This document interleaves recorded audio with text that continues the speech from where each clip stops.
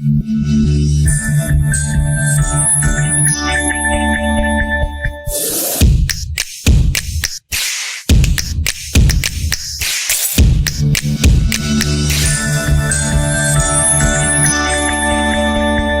should continue to collaborate. I've been looking at the security situation more carefully. I've seen civilian JTF, or what you call it, to react to the security challenges. Find so many creative way you people have been going to protect the neighborhood and communities around you. And that has provoked my thinking about, state police. Again, politics apart, we can discuss with the National Assembly leadership to really,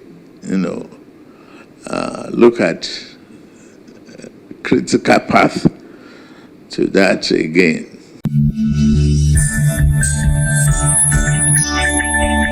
Hello and welcome to 360 Youth Dialogue. This is where we talk about issues concerning the youth, and like I always like to say, if it's concerning the youth, we're talking about it here.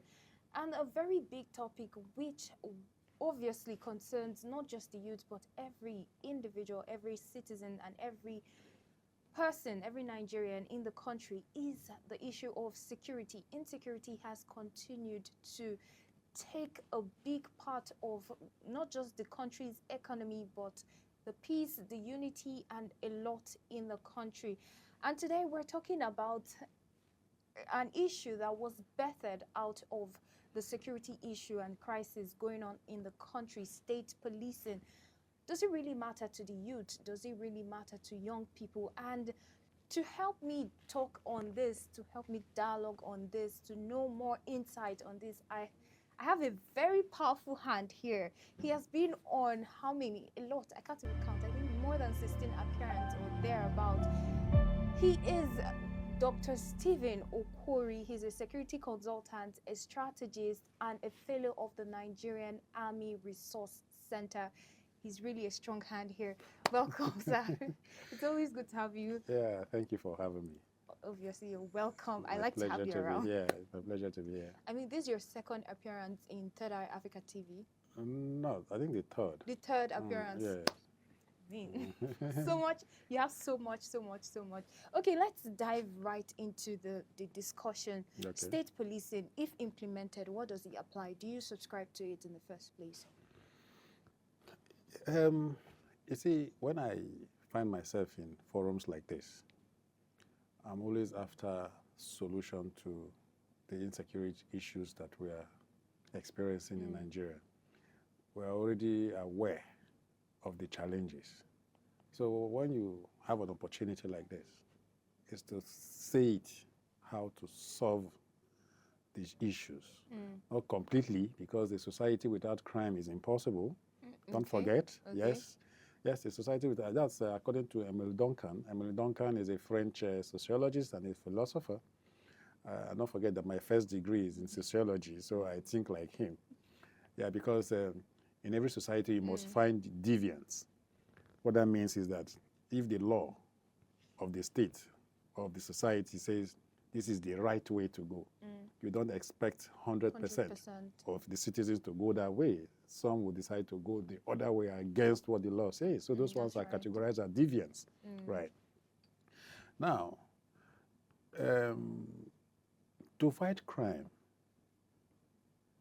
I want to say that the youths are also equal partners, right? Because you don't expect somebody that is 50 years or more to be recruited into the military, the police, and even the state police that you are talking about.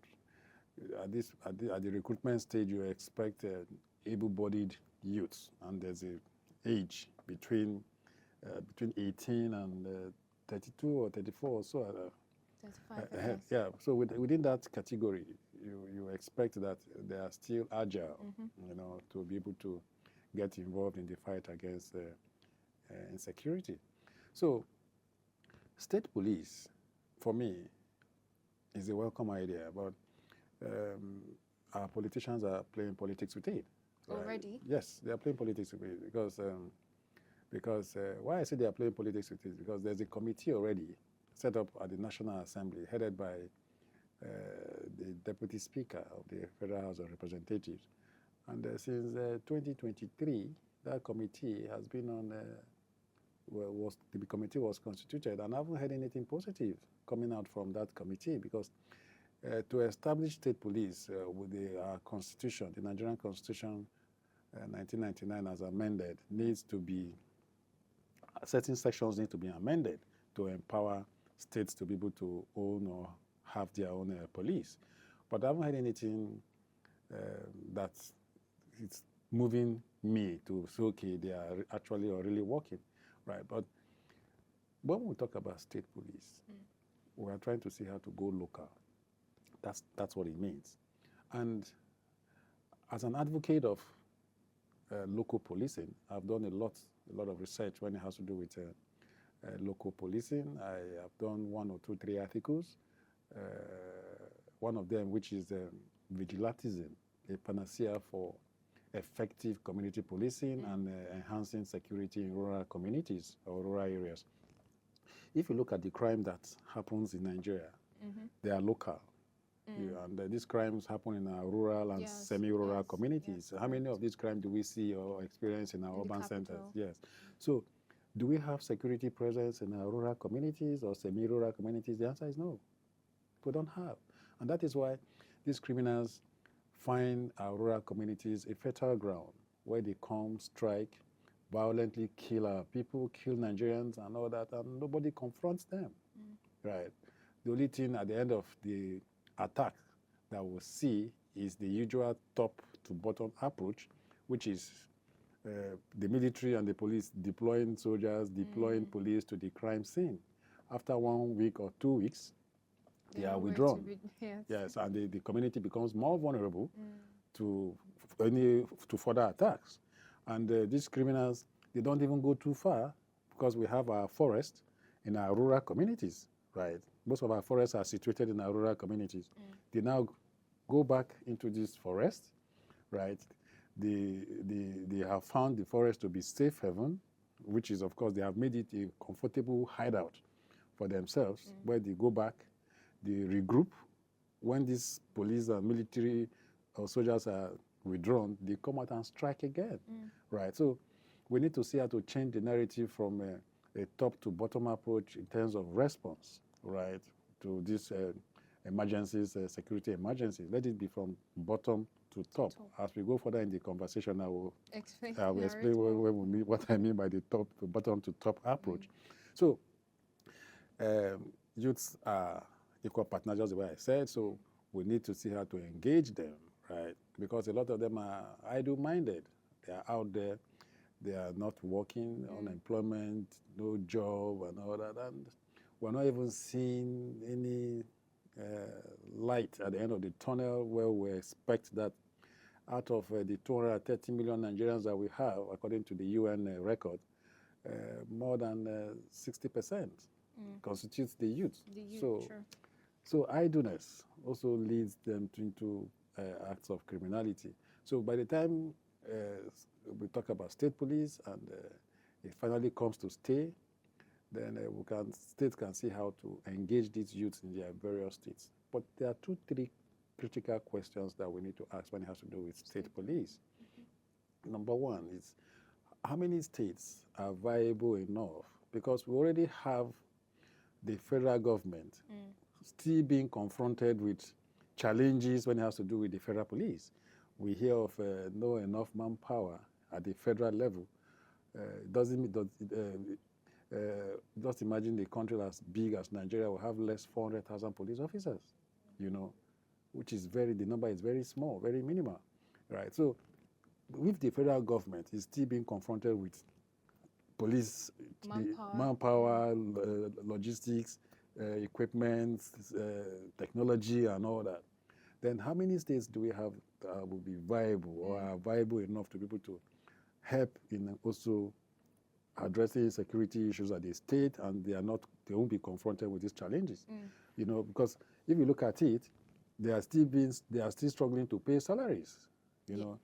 Of both the people outside retired and then those still in service. Exactly, right. And if you look at it again, when we talk about the security votes that goes to governors every month, each governor or a governor in Nigeria doesn't take less than 5 billion naira a month when it has to do with security votes. What do they even do with the security votes, right? So let us see how it goes. Okay, I like the fact that you've touched from top to bottom. Okay, let's go back. Let's rewind now. Okay. You know, when you said that the deployment, they deploy to rural area, local areas, and then withdraw. Are you saying that there are some states that actually have the presence of police around there? Are you saying that there are no presence of police? Because I don't understand the system, but make me understand the whole deployment. Like when you're recruited into the police system, they deploy you to a state or thereabout. So those deployments now, is it effective? Can they use that as a tool, or it's just for the federal? Once they deploy you, they don't care whether you're in service or not. You see, the police is an institution, right? And it has hierarchy. Now, when they recruit, irrespective of where you come from, they do posting at the end of your training. Yes. Right. So sometimes they don't even post you to the state where you come from. Right. They post you to other states. And if you look at it, my community where I come from in Benue, I go there, I don't see police in my community. I'm not talking In about your community? Yes, I'm not talking about the local government headquarters. Oh, okay. Right. The local government headquarters, yes, there's presence of police, but how many do you even have at that level? We have 774 local governments in Nigeria, right? So just imagine the number of we have 36 states, right? So we have 36 states police commands, right? That is where you have the commissioners and all that, plus Abuja, which makes it 37. Then in each local government, you have the divisional police station, right? That means we have 774 divisional police headquarters. Supposedly. Yeah. So between the commissioners of police and the divisional headquarters at the local government, we'll have what they call area commanders or area command, headed by assistant commissioners of police and all that. And you have AIGs and all that. So this is a structure, right? So when you begin to look at it, this presence of police, it doesn't trickle down to our very rural communities. They're not there. Yeah, And I used to remember when I was growing up as a young boy, police used to carry out foot patrol. They come, park their vehicle somewhere, and they walk around within the community. They ask questions, they interact, right? That is what I call or I see as community policing. Community policing now is that they are interacting with members of the community. In the event where you see something, trying to enlighten them, in the event where they see something suspicious, they should not hesitate to pass the information. And all, you know, and they can drop their emergency call numbers and all that. True. But are we even seeing that now? You know, we hardly see foot patrol, you know, by the police. So there's a lot that the police needs to do. The police is just about 110 or so years old. And if you are hired or recruited into the police, it means that you're hired for a purpose. The mandate of the police is to see how to prevent and to detect crime, right? How well are they fulfilling that mandate, right? So there's a lot that they need to do to see how to step up, because if you look at the crime triangle, where you have the desire and the opportunity, and you have the reward, as when you're looking at the triangle now, the desire, opportunity, reward. The desire, a criminal has already conceived in his mind that he wants to go into crime. He wants to commit crime. He wants to kidnap. He wants to kill. And he's already armed. He has the ability to commit that crime, right? Because don't forget that we have well over 6 million arms and ammunition in circulation in Nigeria. in the hands of non-state actors. So they have the desire, and the ability is already there. Now, what if they succeed? They have gotten their reward. So for them not to succeed is for them not to have the opportunity. What the law enforcement needs to do and the government is to see that criminals don't have the opportunity to strike.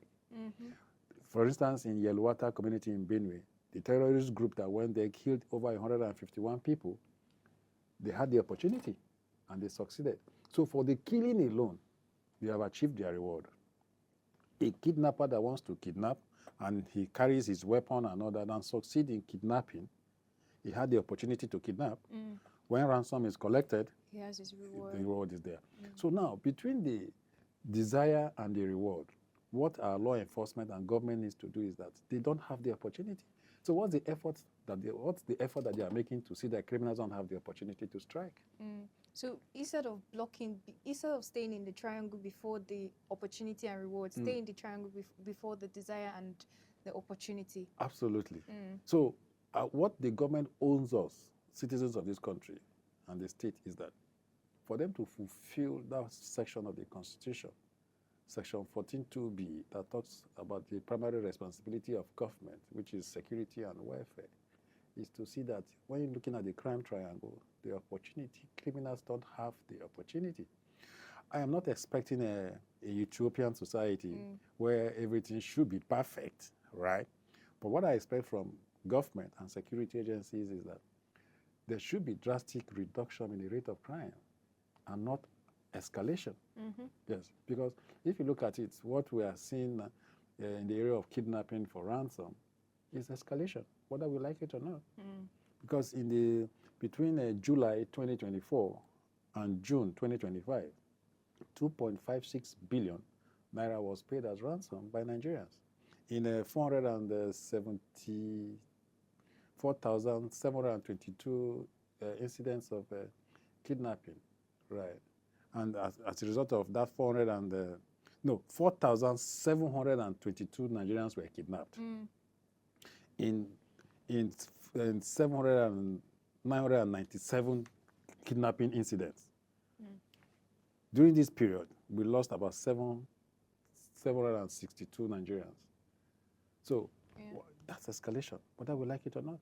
But you know, the federal government came out to say that over the whole time, 10,000, kidnapped victims have been rescued. Yes. Yeah. But looking at the juxtaposing the facts now, the statistics, the number of deaths is way more than the number of rescued. Yes. Yes. Now, the number of deaths we have different intelligence agencies or firm that give us these reports and all that. So I'm talking about SB Morgan. It's a risk intelligence firm in Lagos and all that. So they came up with this. Don't forget that even the government agency, the National Bureau of Statistics, also came out with their own report on how much was collected as ransom. 2.23 trillion naira was paid as ransom by Nigerians. So it goes to show that Nigerians are paying heavily for ransom, right? Because they need to stay alive. And unfortunately, not too long ago, the National Security Advisor said parents and family members should stop paying ransom because it encourages kidnapping and all that. But when you now ask the question, in the event where your loved one is held in captivity and the call is put across to you and you hear them torturing your loved one and hearing that they are going to kill the person and all that, what do? You begin to see how to put the monies together to negotiate and to pay ransom. And unfortunately, if ransom is paid, no receipt is issued. You're laughing. It's true. No receipt At that point, you're not even looking for receipts. No receipt is issued. So it doesn't, if you pay and you are free, it doesn't mean that if the opportunity come for these criminals, they will not kidnap you again. So if receipt is issued and they want to kidnap and you tender your receipt, I've been kidnapped before, I've paid before. But we don't have situations like that.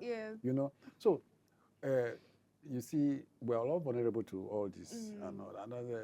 When we find ourselves in a situation like this or in a forum like this, we keep telling the government what they need to do and what they need to do better, right? let me use this opportunity to commend President Bola Ahmed Tinubu. Why? Because this is one precedent for me as an advocate of local policing that has discovered that there's no security presence in our rural communities. He has come to discover it, and that was why he gave.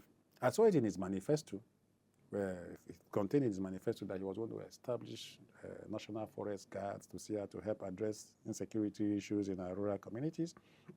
And he came and gave an approval for the establishment of forest guards. And he gave the NSA instruction to see how to set the ball rolling, right?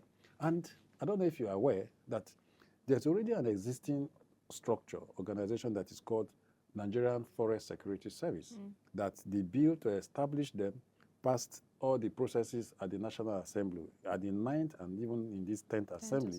So that bill was passed and it was transmitted to the Mr. President for assent, right? So it means that the National Assembly, they are aware or they know the importance of this organization, because their mandate for me, from my research, is to see how to comb our forest, because the value that these criminals attach to our forest, because they use that forest to do a whole lot of things.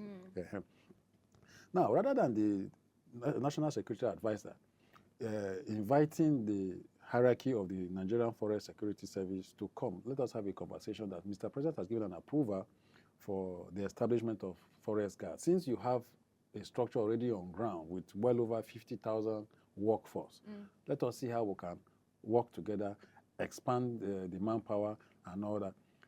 But the National Security Advisor, from what I saw, he's doing something very different. I think he's trying to see how to hijack the Nigerian Forest Security Service by carrying some personnel from the Nigerian Forest Security Service, taking them to Osun State for training without the authority of the Nigerian Forest Security Service knowledge. They don't have an idea of what the National Security Advisor is doing. And you see, and that's why I said, when we are talking about security, the objective is one. The goal is to see that Nigerians are safe, the state is protected and secured. Nobody takes the glory, begin to beat your chest that you made it happen or something. It's a collective thing. Just like the arrest of the Ansaru leader. Exactly. And even the terrorist in the east, what was that his name? Ifeanyi Eze Okorenwanta, the gentle, the Yahoo. Okay. That's his aka gentle, the Yahoo. He has terrorized the southeast very seriously and all that. And to the glory of God, the troops were able to see how to get him arrested and all that. So we must even commend the military, the police for their efforts that they are making. Because if they are not putting this, we won't be able to sleep with our two eyes closed. So we must have to commend them. They are making a lot. They are doing a lot, despite some of their inadequacies, and shortcomings. But let us see how the government of Tinubu keeps pushing. Because if you look at the 2025 budget, defense and security is the highest, right? Yes. 4.91 trillion. It is not about the figure. It is about the judicious implementation of those figures. Exactly. Okay, now looking at February last year, like you've commended the president, last year, February, the president actually floated the idea of state policing. Yes. And then this year again, should I say he's now serious about it? Exactly. And now you've made mention of, forest guard, community policing and all that. Do you think, these are two questions I want to put, I don't know how to put it together, but the question is this: do you think harnessing those community security and the forest guard, harnessing them, or looking at state policing, which is more crucial at this point? Now, we're talking about national security here. And for me, we should handle it at the federal level. Okay. Because, yes, and you see, using subunits like regional security, we have the Amotekun in the southwest, they are doing marvelously well. We can't take that away, right?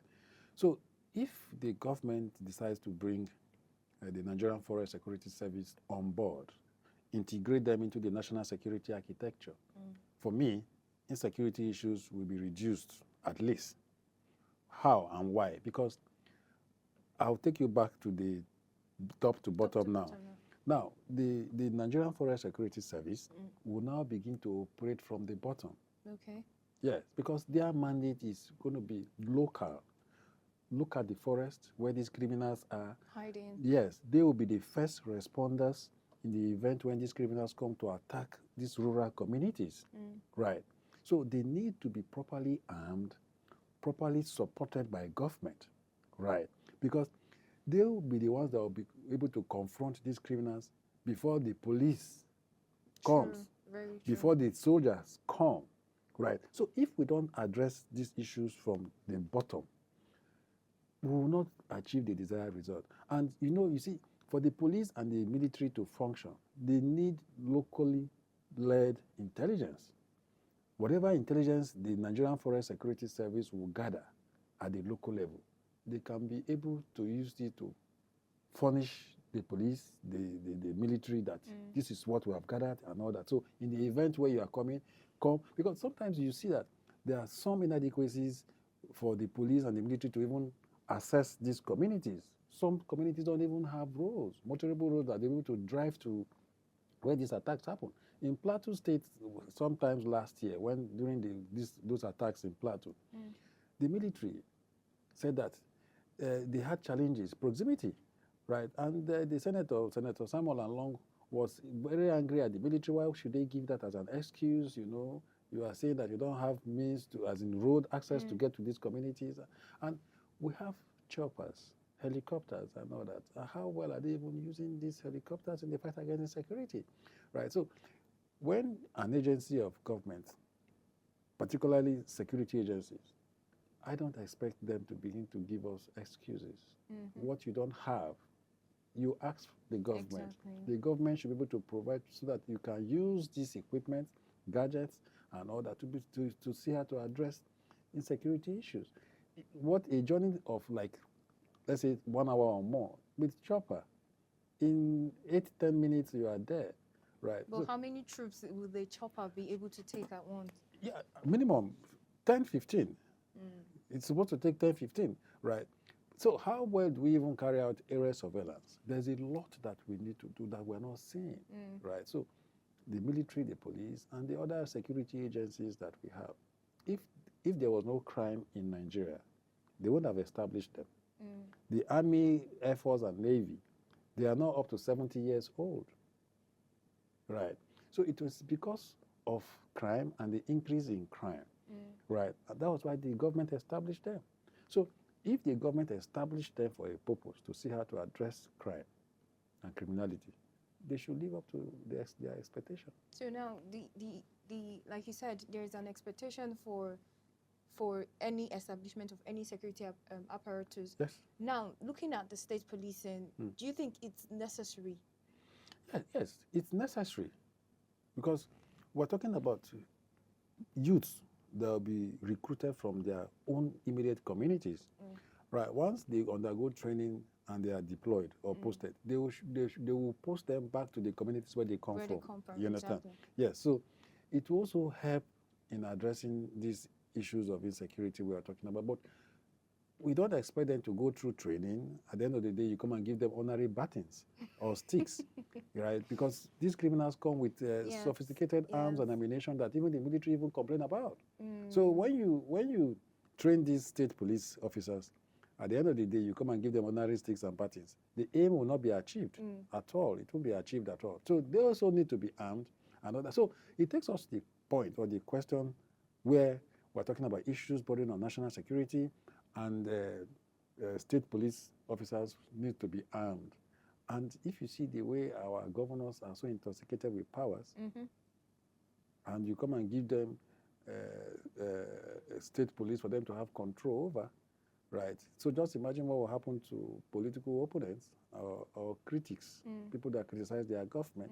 We have seen in this country where a governor will tell a VIP not to visit his state, right? Yes. So imagine a state police under such a governor.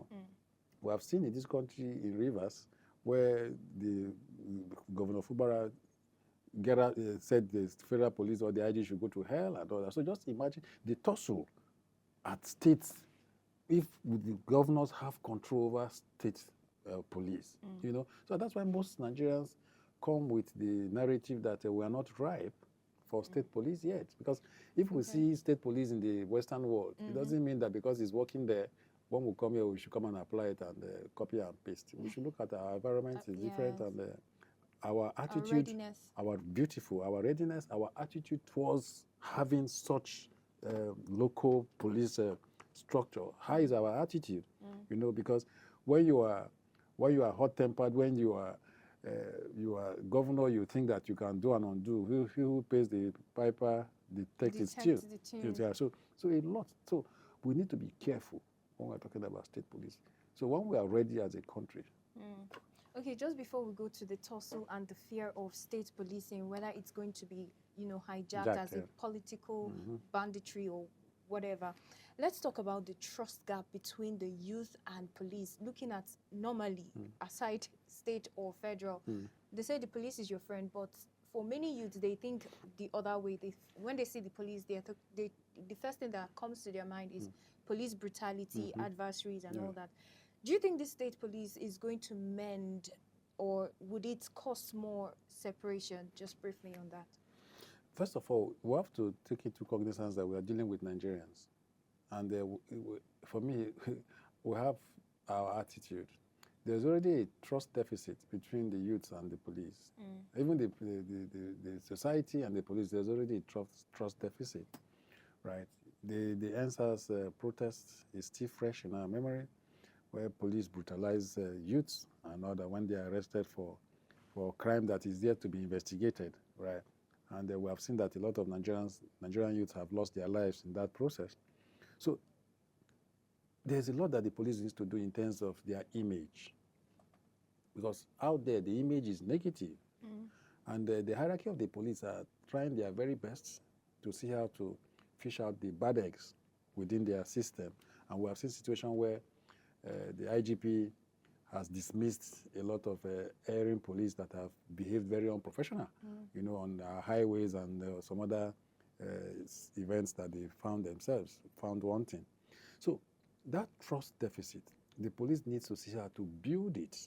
It will take a long time to do because the mindset about Nigerian youths when it has to do with the police, no, this and all that, because they don't have trust, they don't have confidence in the police, right? So they must be that confidence building, right?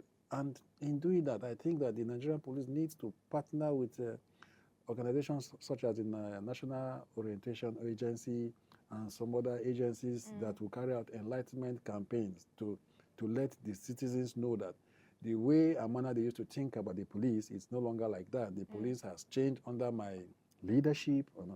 So all that, because the police, no matter how hard the rain falls on a leopard, it will hardly wash off the...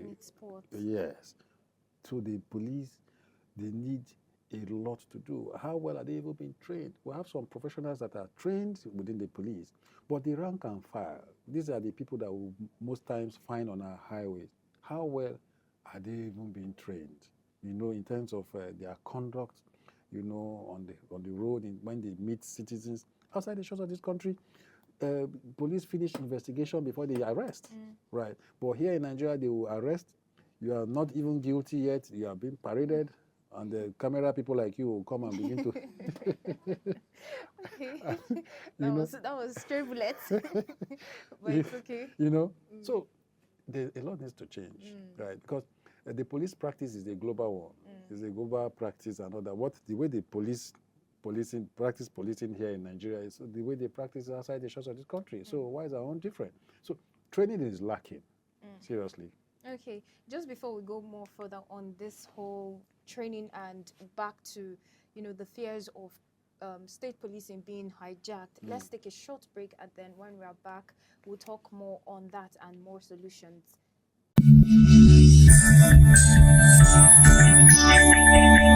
Welcome back from that short break. Of course, it's 360 Youth Dialogue here on Third Eye Africa TV, where we talk about issues concerning the youth, from electoral violence down to drug abuse, down to security issues. And on this episode, we're really talking about state policing.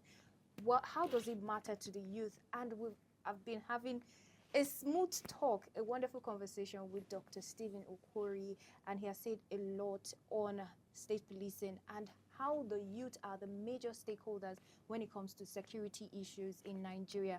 And moving further, let's continue on the discussion. You said a thing about, the fear of hijacking state policing by our, should I call it, power-drunk governors. And, one thing with Nigerians, we're so drunk with power that once we taste it, we just want all of it. Absolutely. So now, how well do you think that the role of the state police can be put out there that cannot be hijacked by the state governors? I think it's going to be a very difficult task.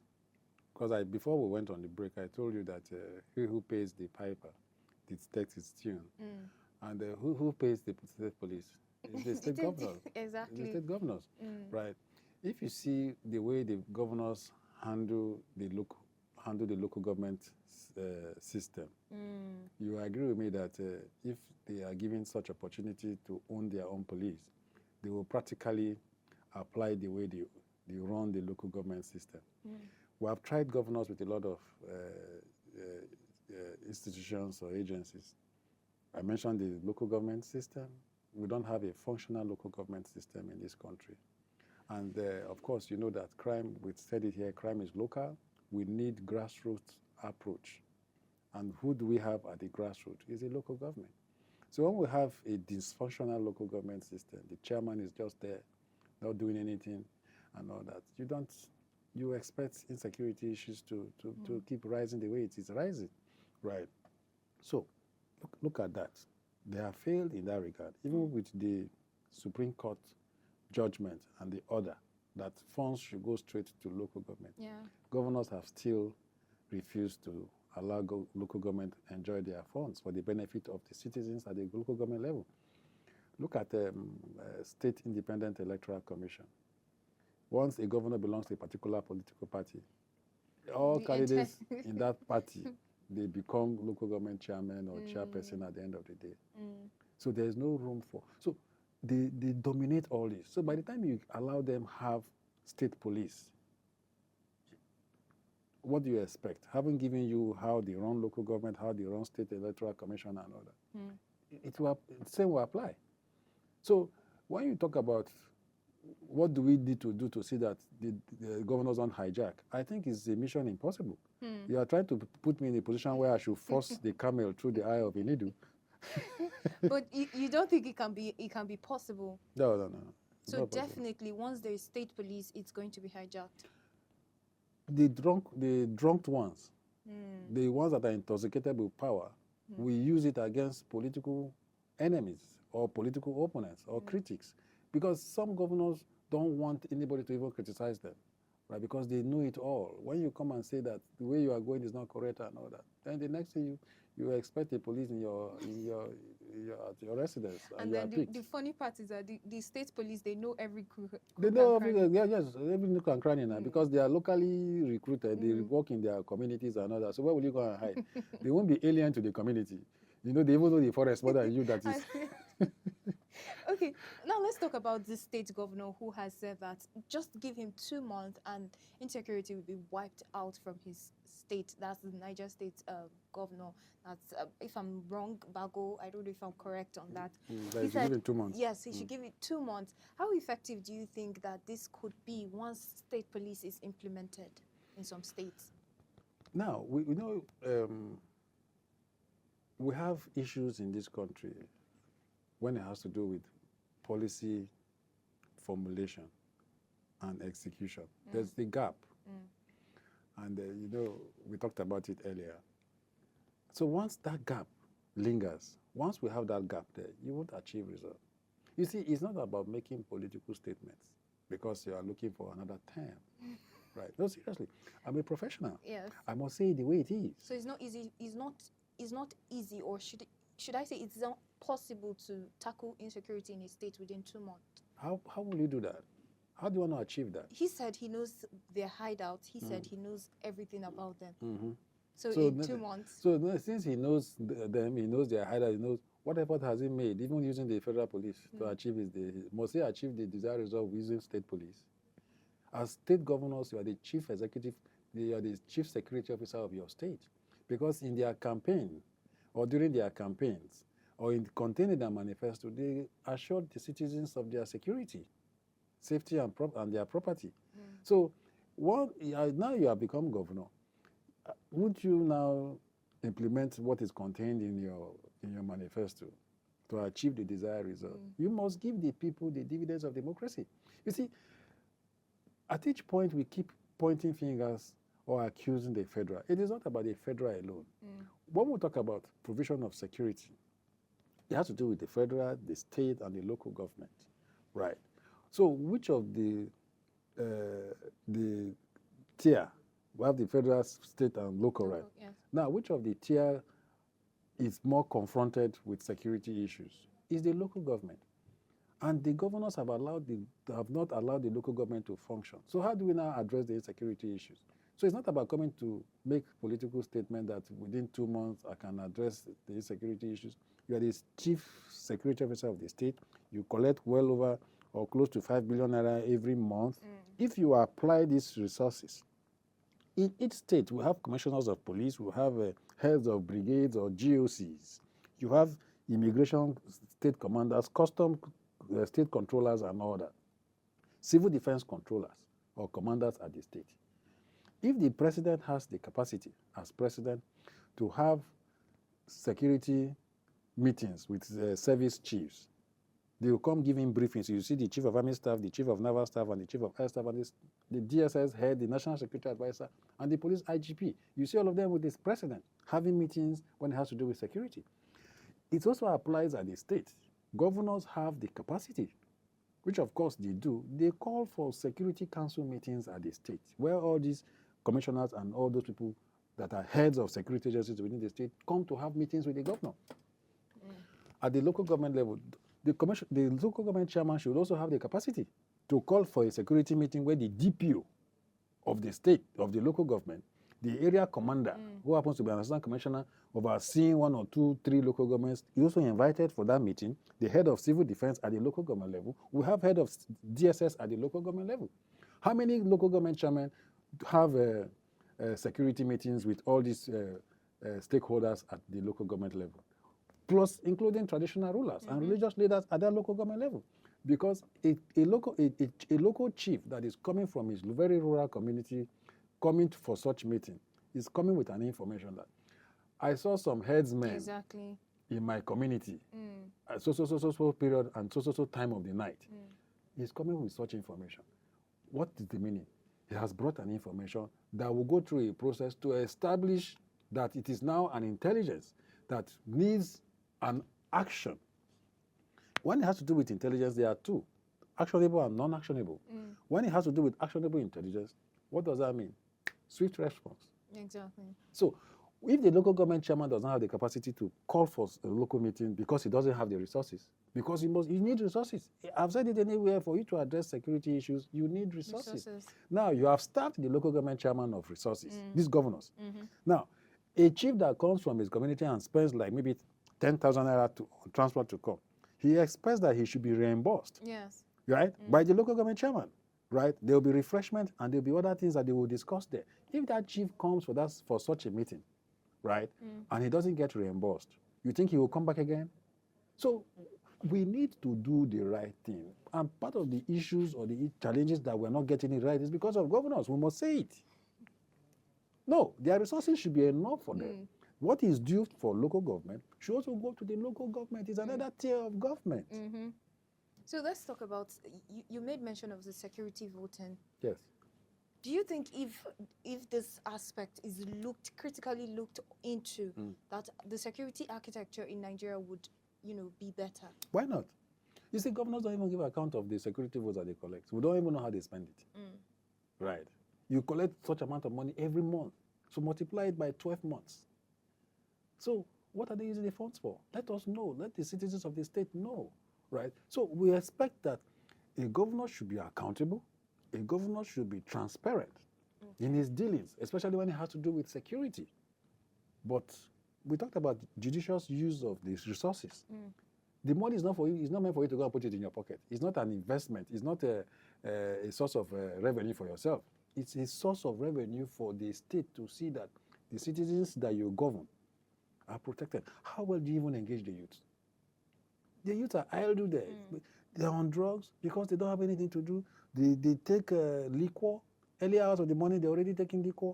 And we don't even have an enabling environment for investors to come and invest and say, okay, let me even engage some of these youth at a very, not at a professional level, you know.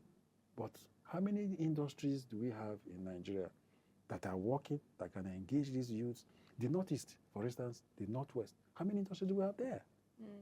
Because of the insecurity. Because of the insecurity. In Kebbi, I don't know if you are aware, this paste, Gino tomato paste, is produced in Kebbi by some Spanish. That is where they are. They had mobile police, I was providing their security and all that. Bandits came, killed about 8 of them. So now they have left police. They have gone to hire soldiers to provide security for them. And all. So when investors come and they are spending so much for their own security, which is government's responsibility, what do you expect? No wonder they paste. If you buy it now, the thing is so...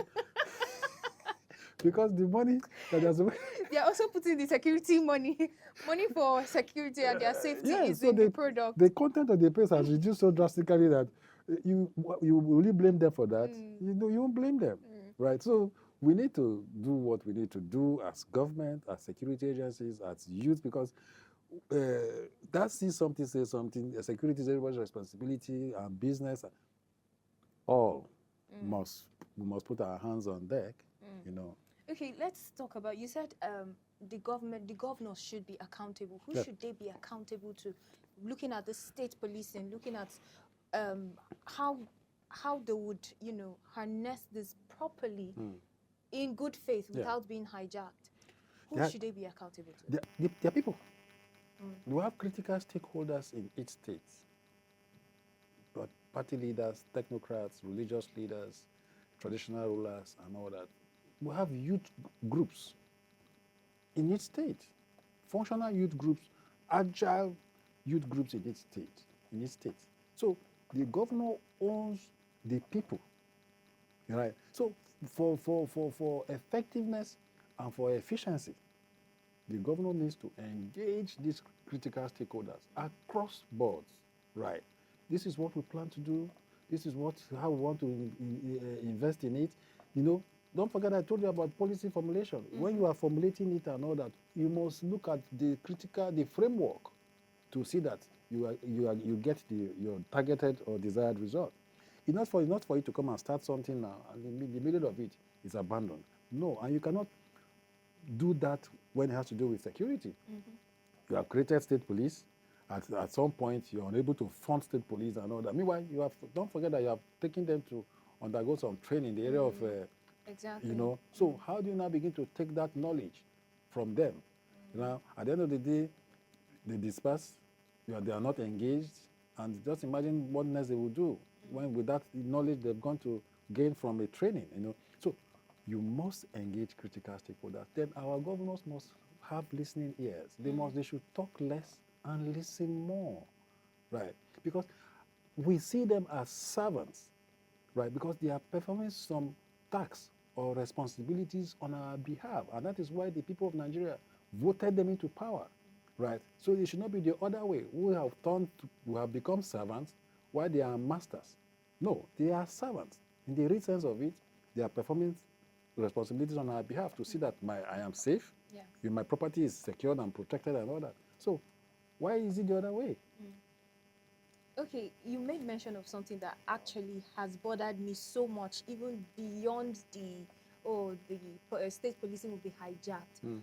What bothered me most was the aspect of the youth, mostly, which will be trained, which will be recruited. And what parameter would they even use to, train these people and recruit them? Now, let's say, okay, they're all trained, like you mentioned. And now they're not able to take care of them, looking at their welfare and taking good care, not just recruiting, Yeah. welfare. Yeah. How do you think that they can maneuver the power already given to them, looking at they have the power, they have the knowledge, because you can't take away knowledge from someone. And like you mentioned, the crime triangle, where you said the desire, the opportunity, and then the reward. Now, there is that desire because they need to be taken care of. They need basic needs. Yeah. Now, there's that opportunity because they have the gun. They have whatever power they can get. Now, how do we stop that triangle, that crime triangle, from who we've employed, or rather recruited? You see, it's to motivate them more. Motivate in what aspect? Yeah, in terms of remuneration. Okay. Yes. You know, like, let me tell you something. Are you aware that the daily cash allowance of a soldier, daily cash allowance of a soldier was 1,500 naira? Daily? Yes. That's below average. That's a soldier in the front line. Boko Haram, fighting bandits, their daily cash allowance is 1,500 naira. Not until this current chief of army staff came, I think around April or May or so, increased it to 3,000. Is that enough to motivate them to be committed? Sometimes you see these soldiers, they're on the highway now, checkpoints, they are collecting money. They've turned themselves to police. They're collecting money because what you give to them is not enough. So they need to be motivated. If you go to the 44 reference hospital in Kaduna, go there and see soldiers, amputees, either 2 legs or 1 leg or 2 hands or 1, gone, courtesy of Boko Haram and bandits, killing them, turning them to physically challenged people, all in the name of that they want your country, Nigeria, our country, to be safe and all that. So how well are they being motivated? Before now, a soldier's salary was about 49,000 naira a month. Not until very recently they started increasing it beyond that. But is that even enough? It won't give them, it won't boost their morale. That commitment, that patriotism for them to be committed. But because there's no job anywhere, some of them have decided that, okay, let me go into this. Meanwhile, it's risky, whether we like it or not. Between we have lost a lot of soldiers. So terrorists attack our military bases, kill soldiers. Bandits, terrorists ambush our soldiers and our police.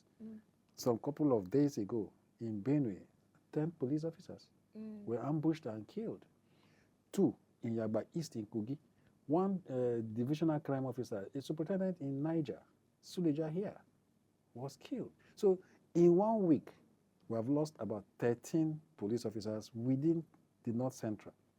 So when you begin to look at all this, in 2023, Major Oni and 21 other soldiers were killed in the same Niger state by bandits.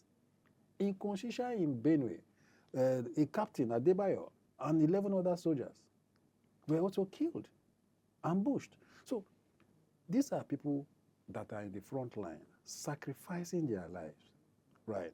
Now, I don't know the welfare of how their families are even faring after they are gone, right? So we need to see that they are motivated. Their morale needs to be boosted, and for them to see that in the event where they are gone, when they pay the supreme price, right, their families will not be there to suffer. So the ones that their colleagues that are already gone, how well are they, treating their families, right? So all these are things that will make them committed, right, in the fight against crime in the country. Now, does the state governors have this? We're talking about the federal army. Daily cash allowance is now 3,000. How much will the police, governors give at the state level? Right. So let us look at it. What works well for us, you know? But we need subunits, those local structures, Amoteco, Nigerian Forest Security Service, to see how to address these insecurities from the grassroots, because just the way I said, the rural communities are the most affected. Okay, just before we go here, let's talk about solutions. Let's talk about tools. what tools would you prefer, or what solution would you prefer that can make, where, be it state policing or community apparatus or community policing, what tools would you give to make them sustainable and effective? Now, we need to see how to carry out effective community policing. Okay. Effective community, because we are lacking in terms of community policing. In 2018, the former President Muhammadu Buhari, during the kickstart of the initiative, community policing philosophy or strategy, 18 billion was released. Where did the money go? So this is what we are talking. Corruption is just eating up all these efforts that government is making. Corruption. 18 billion, I don't know how the money was spent and all that. So Nigerians, do they even have that information that when you see something, you should say it? Beyond saying it, do they have that confidence that if they see And it, say their identity will be exactly protected? When you see and say, would you be safe? Will it be safe? Right? Because some of these things, why community policing is not being effective is because when you see and say, they come after you, because the people that you go to tell the police about come after you. How did they know that it was you that went to say certain things about them? Right? That is one. Then two, fear. Bandits will come and pass a community.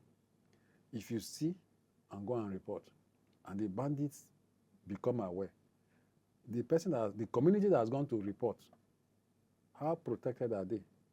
That if the bandits return and say, it's you people that went to report that we passed here, right? And they come after them, will the police or the soldier be on ground to protect them? The answer is no. So there's a lot that we need to do in the area of community engagement, effective community policing. How well are we investing in technology that you can use drones to see that certain criminal activities are happening in one particular community, and you are there almost immediately to be able to confront these issues. Swift response. Yes, swift response. So a lot we need to do, but the question is, are they not aware of what to do? They know, but I hope that they need to be patriotic. They need to have integrity, because integrity is doing something good when nobody is watching you. Exactly. How are they doing it?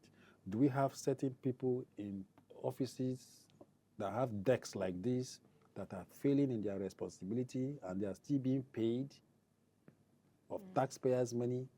You have a responsibility to see that this community is not attacked, and you fail in that task.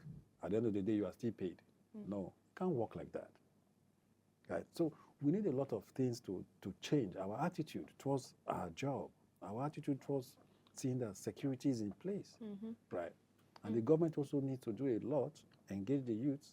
It's not just petty things that they do by empowerment and all that. These are too petty. Right? They're not sustainable. They're not sustainable. So the non-kinetic and kinetic approach, yes, it's not the use of force alone, but even the non-use of force. A community, youths will involve themselves in Boko Haram, ISWAP activities. They will ravage communities, kill people, turn children to orphans, women to widows, men to widowers.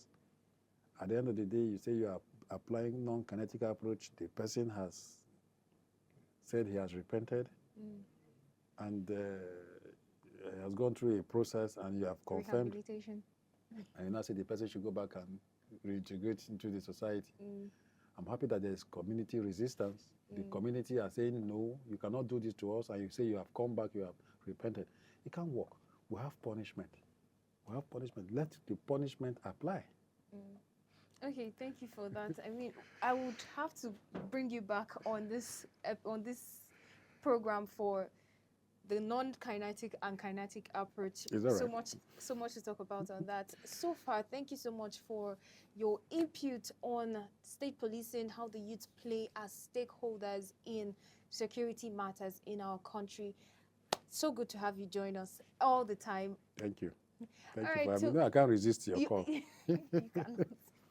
Thank you so much. And to our wonderful viewers, thank you so much for joining us here on 360 Youth Dialogue, where we talk about issues concerning the youth. If we're talking about it, it's important, and you should put your ears on the ground to know the solutions, the discussions, the content ongoing. And we're always here to serve you with quality content all the time. Thank you for joining us. My name is Juliet Onwura.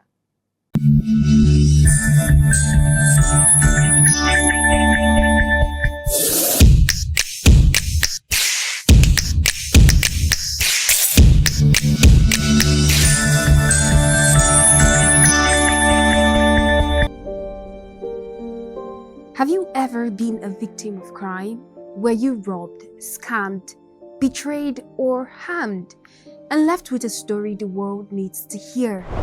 Do you want to tell your story for impact and awareness? On True Crime Story, we let you speak with your safety and privacy respected. We give real people the platform to speak their truth. We're documenting true stories. Join us. Your voice could be the warning that saves someone else. Your story matters. If you've lived it, we're here to listen. Reach out to us through our social media platform at Third Eye Africa TV, or send us an email to share anonymously. Reach out to us through our social media handle at Third Eye Africa TV, or send us an email at thirdeyeafricatv@gmail.com to share anonymously. Follow True Crime Stories here on Third Eye Africa TV.